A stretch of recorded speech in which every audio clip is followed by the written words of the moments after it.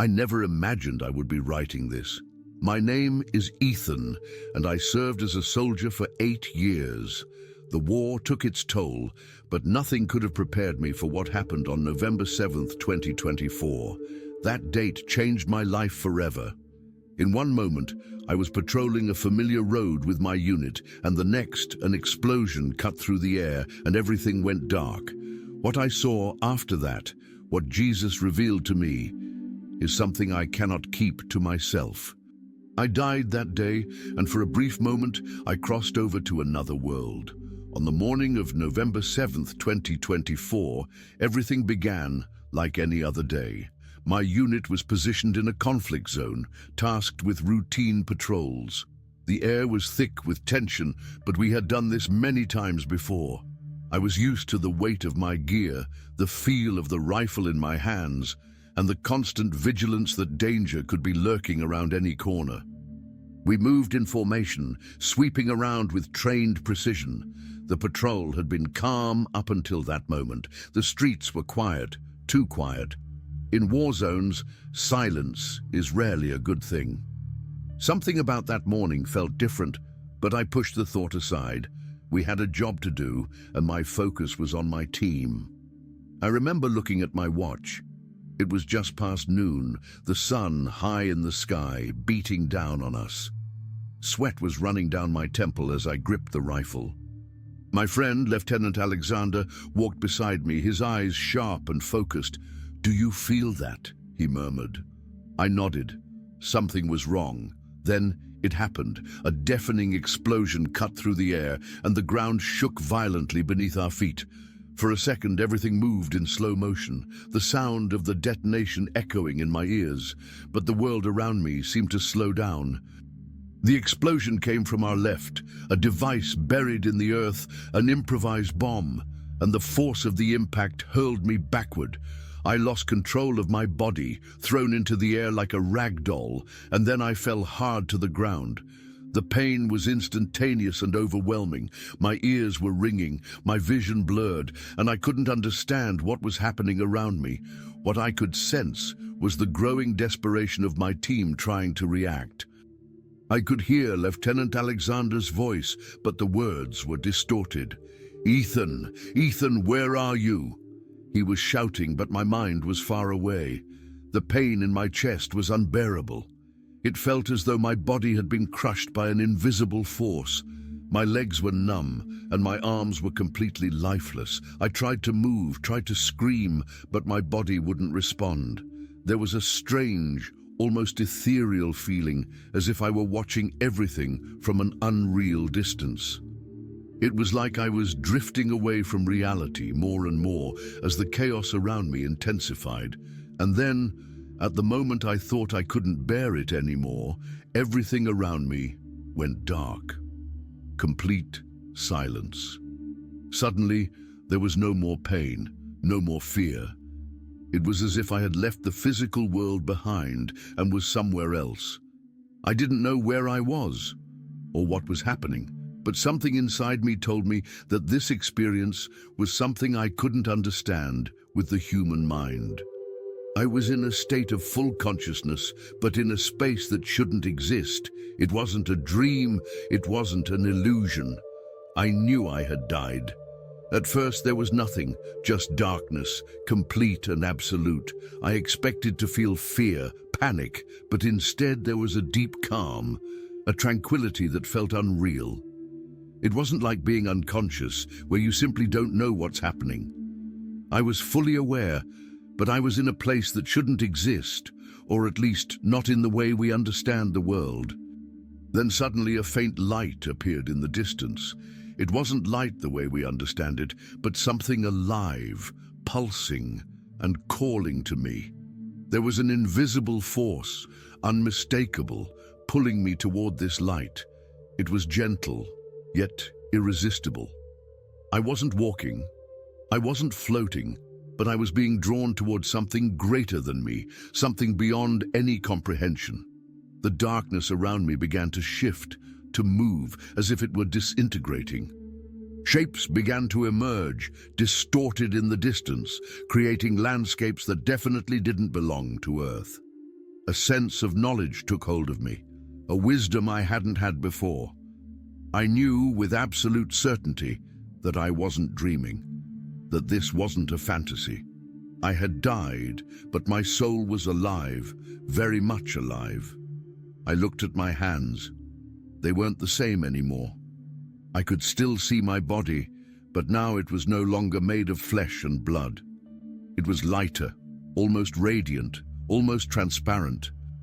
The weight I carried during life, my worries, my fears, my pain, all of it had disappeared. I was light, I was free.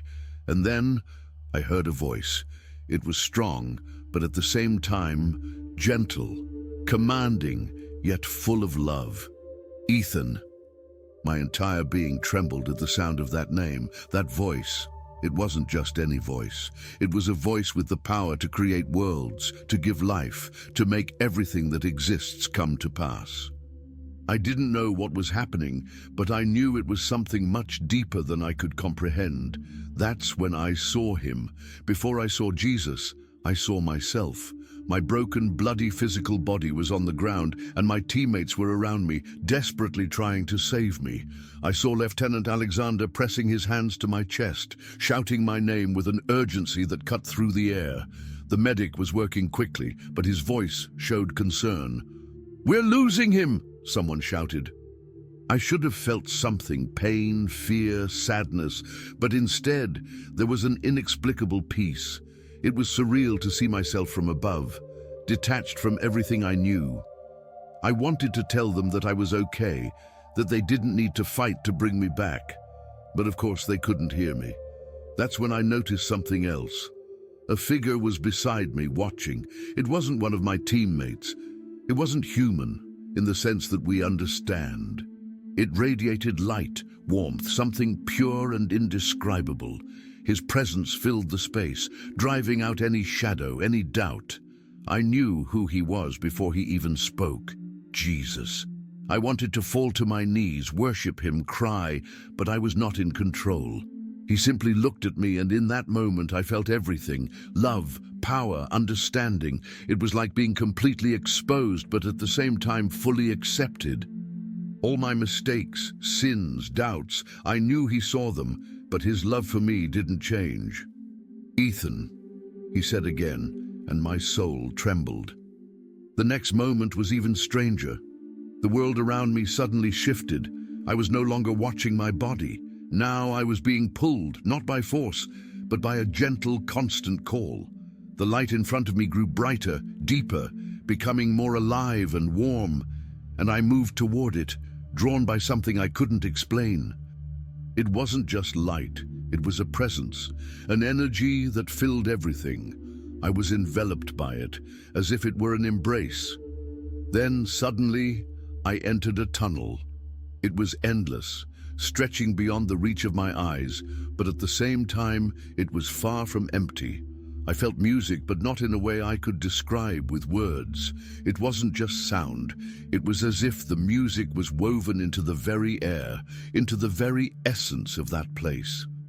It was a deep sensation, something beyond what our ears can capture. The tunnel stretched on endlessly, but I was not alone. I felt hands, soft, gentle, resting on my shoulders, guiding me forward. When I turned to look, I saw someone I knew. It was my grandfather, the one who had passed away years ago, but he was more alive than I had ever seen him before. His face was radiant with joy, his eyes filled with an understanding I couldn't grasp. "Ethan," he said, smiling, "you're not finished yet." Confusion overtook me. This wasn't what I expected. Wasn't I supposed to be going to a place of peace where pain and struggle no longer existed? I looked to Jesus, and it was he who spoke again. "I have something to show you." And what happened next changed everything. The light tunnel seemed to stretch to infinity, but in the blink of an eye, I was in a completely different place. The environment around me was utterly strange, yet incredibly beautiful. It wasn't like anything I had ever experienced on Earth. It wasn't just beautiful, it had a living, pulsating energy that I could barely comprehend. And then I saw him. Jesus. There are no words to describe what it was like to be in his presence. It was as if love itself had taken form. His eyes were a mixture of fire and tenderness, and when they fixed on mine, I knew he saw me completely. He knew every thought, every regret, every weakness, and yet he didn't look at me with judgment. He looked at me with love. His appearance was familiar, yet beyond anything I had ever imagined. He radiated a pure light, not like any light we know on earth. It was a living, pulsating light, filled with a divine energy that made me feel completely exposed, yet at the same time safe. His robe shone as if made of woven gold, but it was softer than anything I had ever touched. The marks on his hands and feet were still there, remnants of a sacrifice that would never fade. I wanted to kneel, cry, ask for forgiveness, but before I could make any movement, he spoke. His voice was unique, a voice that had the power to make mountains tremble, but also the gentleness needed to calm the soul. "Ethan, you weren't supposed to stay, but before you return, I need to show you what is to come." His voice was clear, but there was something so deep in it that I couldn't fully understand. I tried to speak, but my voice seemed weak in the face of his power.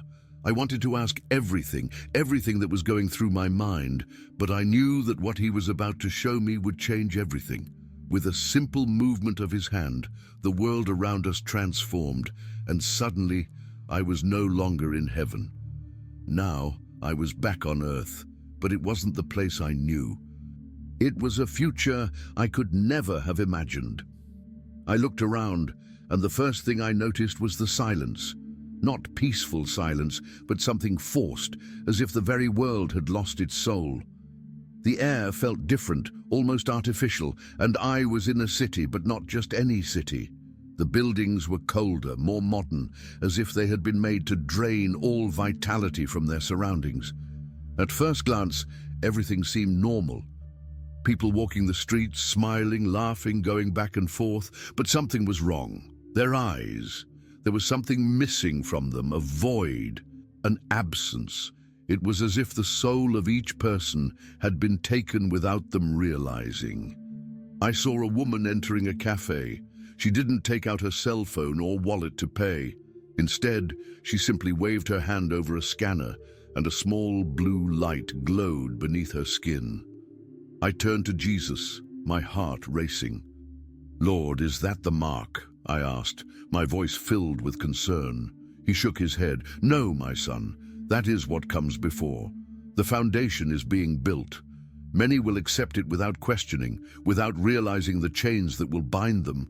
They won't see until they are already bound." And at that moment, I saw flashes before my eyes, a digital identification system, new laws being implemented, churches divided over the morality of it, and people accepting all of it without resistance. Even those who once opposed it were giving in, embracing the idea, believing it was just progress, a way to improve life. The deception was subtle, almost imperceptible. That was how it began. But I knew this was just the first part of something much bigger. I felt an urgency inside me, a desire to shout for everyone to see what was happening, but I couldn't. It was like I was watching everything from the outside, unable to do anything to stop it. The world around us shifted again, and now it was clearer what was to come. The year was still 2025, but the scenario had drastically changed. What once seemed like a digital utopia began to transform into a nightmare. The convenience of technology was no longer an option. It had become a necessity, and with it came total control. I saw people, one by one, being led to accept something that initially seemed harmless. A small update, a new implant, an improvement in the way society functioned. But soon, the implant that was once voluntary became mandatory, first for traveling, then for accessing banking services, and eventually even for medical care. Families were being divided. Some refused, others complied. Many believed it was just a new technological tool to make life easier, while others saw it as something much more dangerous. The churches were divided too. Many pastors, not realizing what was truly happening, encouraged their members to accept the implant. They said it wasn't the mark of the beast, just a necessary technology for the new world. But the lie was clear to me. What I was seeing now was a society being shaped step by step for something much bigger and much darker. Jesus looked at me, and the sadness was evident on his face. "They don't see," he said, the pain in his voice almost tangible. "They don't understand that this is just the beginning."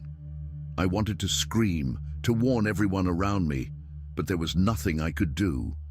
They were blind, all too immersed in the comfort of technology and the promise of safety, that they couldn't see what was being taken from them. The world around us continued to change, and the pressure grew. The system was consolidating, stronger every day, and those who resisted were starting to be seen as enemies. Those who refused to accept the implant were being marginalized, labeled as extremists or security threats. I saw families breaking apart, friends drifting away, and the divide deepening. Many were giving in, convinced that accepting the system was the only way to survive, to protect their loved ones. And then I saw something that made me shudder. A woman in a courtroom was forced to choose, accept the implant or be exiled. She trembled, her hands sweating, and her husband held her hand, trying to give her courage.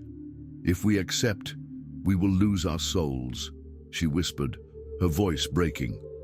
The husband, with silent strength, replied, "Then we won't accept." They were taken away without a trial, without a chance to fight for their freedom. The system had already decided their fate. I turned to Jesus, my heart breaking. "Why does it have to be this way?" I asked. "Because the enemy demands control," he replied, the sorrow in his eyes deeper than I could ever imagine. "Those who refuse to bow will always be hated." I saw the signs. I saw the laws being imposed. I saw the persecution beginning. And I saw the eyes of the people, blinded by the promise of a better world, a world of convenience and security. They didn't see the chains being placed around their hearts. Now, the vision shifted again. I was in a massive stadium, a place full of people, all looking at a man in the center. He wasn't a politician or a military leader. He was something more. He spoke with a natural authority, a charisma no one could contest. His voice had the power to make everyone listen, and his words were like promises of a perfect future. "This new era has brought peace, unity, and equality," he declared with a confident smile. "There will be no more poverty, no more war. We have evolved beyond the old ways. The future is here." The crowd cheered, clapped. But I saw the truth behind his words. That wasn't peace. It was absolute control. I looked around and saw that everyone there was wearing the implant. Every person without exception was marked, unaware that by cheering, they were celebrating their own enslavement. Then something changed in the atmosphere. I looked at the corners of the stadium and saw dark figures. They weren't human. They were something far beyond what I could describe. They were entities, something demonic, and they were whispering in the leader's ear, feeding his words and guiding his decisions.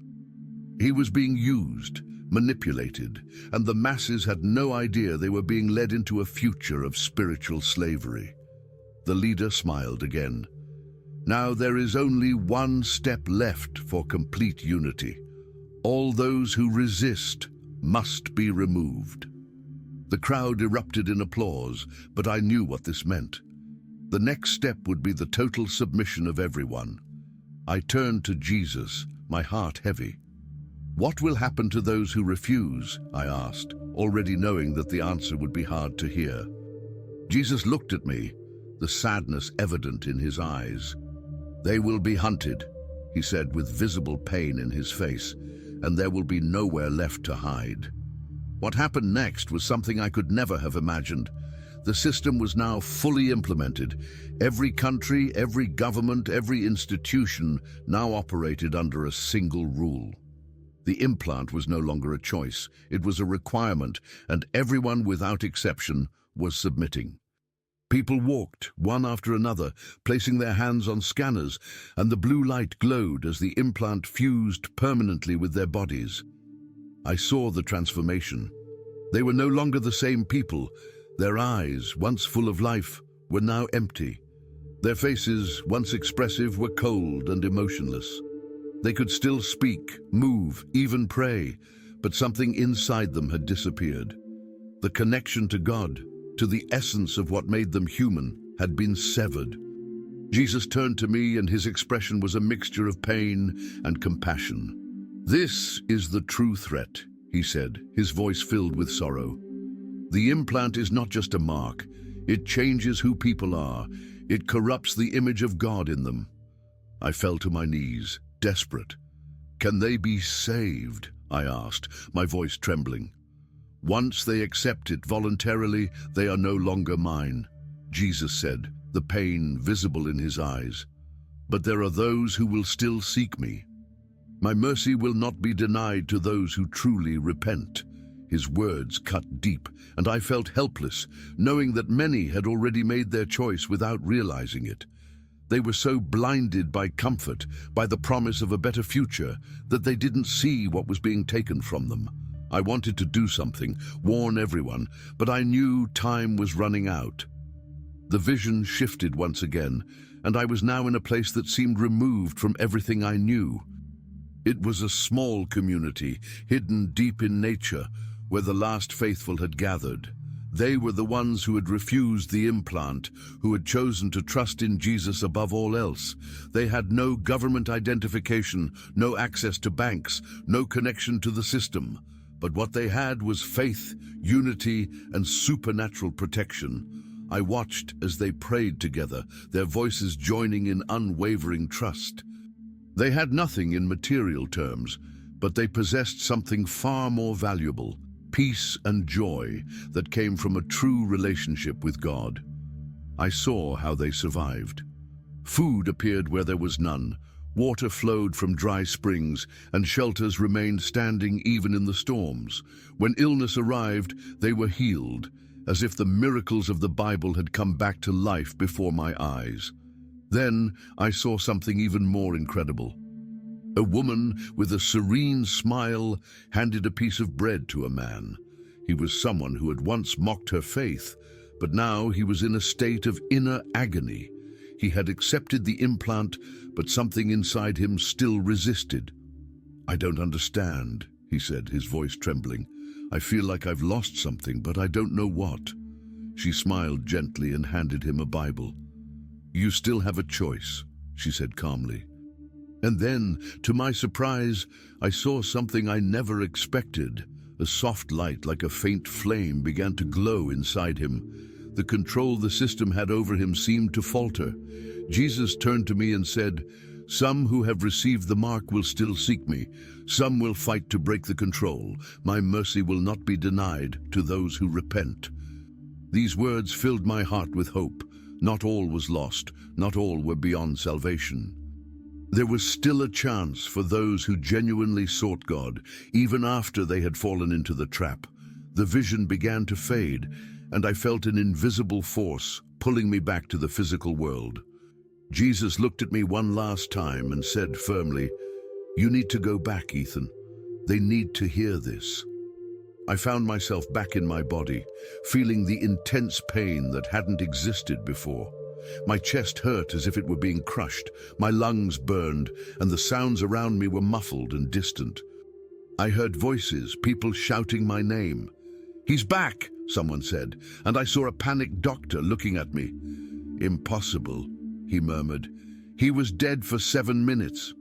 I was back, but I was no longer the same. I could still hear Jesus' words echoing in my soul, his presence remaining in me like an indelible mark. I knew I had a mission, to share what I had seen, to warn those around me about what was to come.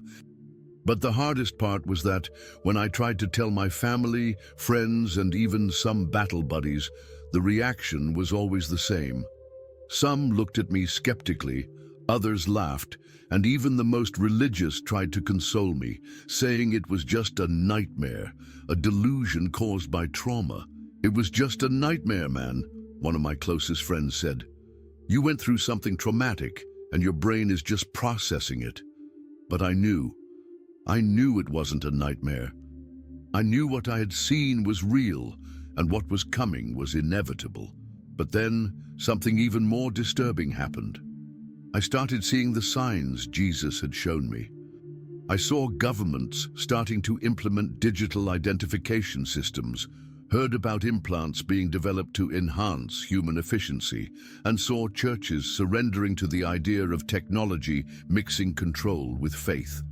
The world was rapidly moving in the direction I had seen in my vision, and I couldn't stay silent.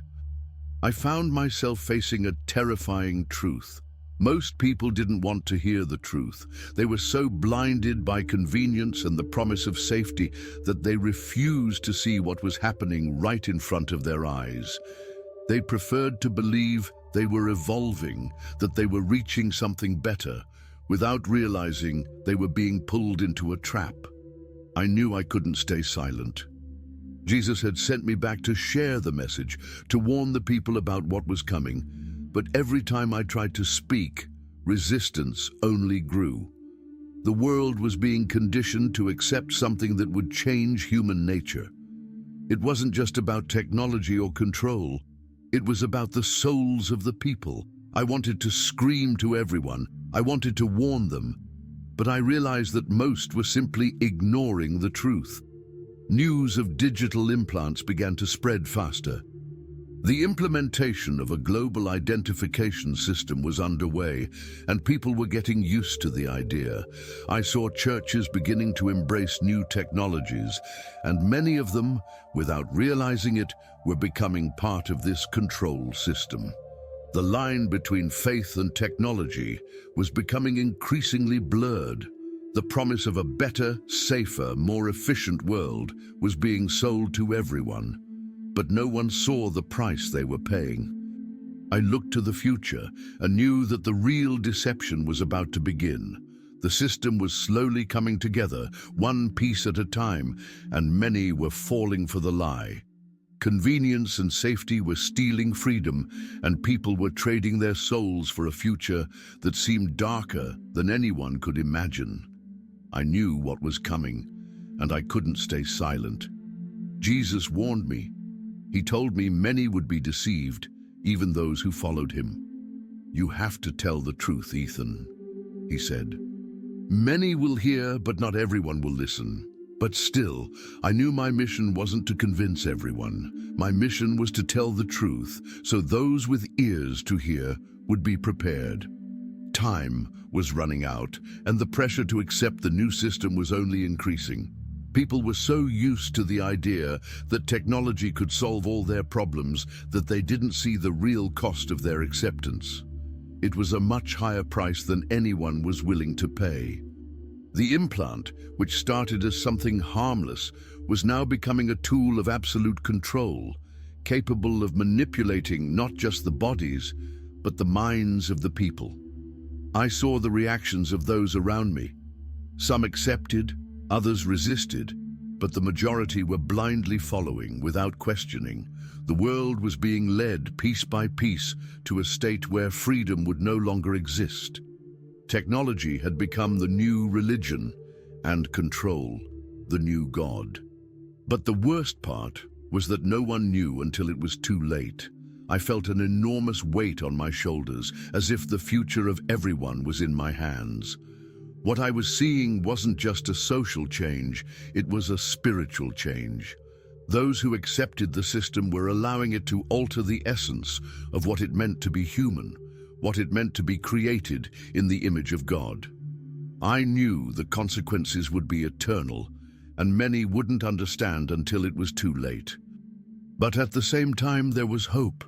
I knew there was a remnant, those who would resist, those who would remain faithful, even when everything around them collapsed. Jesus had shown me that. He had shown me that even in the midst of darkness, the light could still shine. "Speak to them, Ethan," he said. "Tell them what is coming. Tell them to be prepared. Tell them not to give up." I knew what I had to do. The truth had to be told, even if few listened. The world was approaching a crucial moment, and every decision we made now would have eternal consequences. I couldn't remain silent, not anymore. I knew I was coming to the end of my journey. What was coming would be a definitive test for everyone, a choice each person would have to make. But this choice wouldn't be easy. To many, it would seem just like another technological update, another step in society's evolution. To others, it would be the moment when everything collapsed. The line between what is right and what is wrong would become blurred, and many would be deceived by the false promise of safety and convenience. People were being prepared, without even realizing it, for the greatest deception in history. The control system being built wasn't just about technology or economics.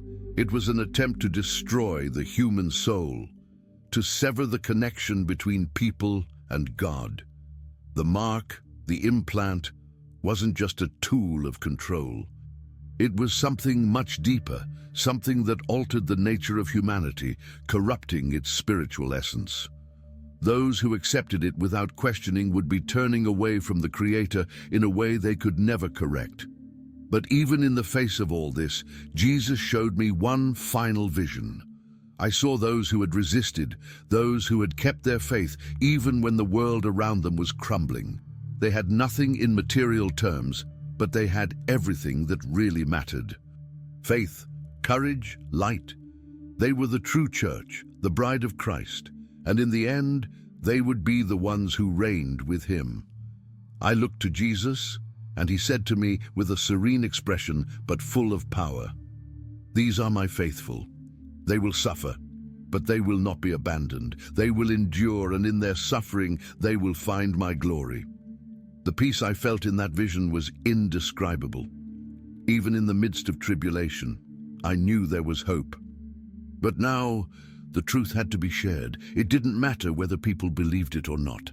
I had seen what was coming, and my mission was to warn them.